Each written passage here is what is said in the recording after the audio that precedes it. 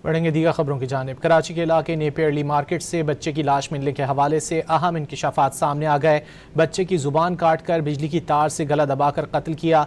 बच्चे की लाश 3 मंजिला इमारत से जैसे ही फेंकी गई तो लवाहिकीन इमारत में दाखिल हुए।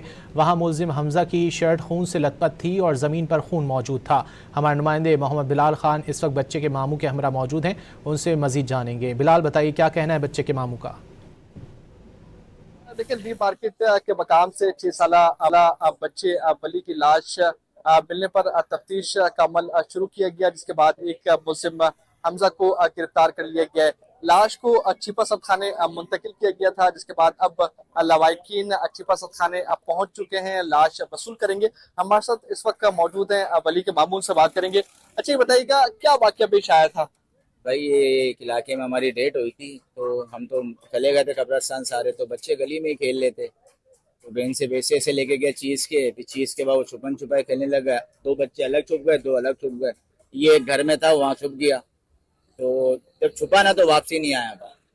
अच्छा, पूरा इलाका फिर वो कब्रस्तान से हम लोग आए, हमने मालूमात की भाई बच्चा कहाँ है। सब घर वाले बोले आप लोगों के साथ, हम बोले हमारे साथ नहीं। ढूंढते रहे, एक रात गुजर गई। हर अस्पताल, हर मुर्दा खाना, हमने सब जगह ढूंढ लिया, जितना हमारे अंदर जोर था मैं सब लगा के ढूंढा। फिर हमने इत्तला दी थाने को, थाने की मोबाइलें आई, 15 आई, उन्होंने भी कोशिश करी, ढूंढा ढांढा, वो नहीं मिला। और तसल्ली दे के गए कि भाई हम ढूंढ के लाएंगे। अब दूसरे दिन जो रात को जो है ना कि हम लोग गली में बैठे हुए थे, तो एकदम धम करके आवाज आती है तीसरे माले से, नीचे गिरती है। तो हम जाके देखते हैं तो अंदर वो तकरीबन लाश पड़ी हुई है।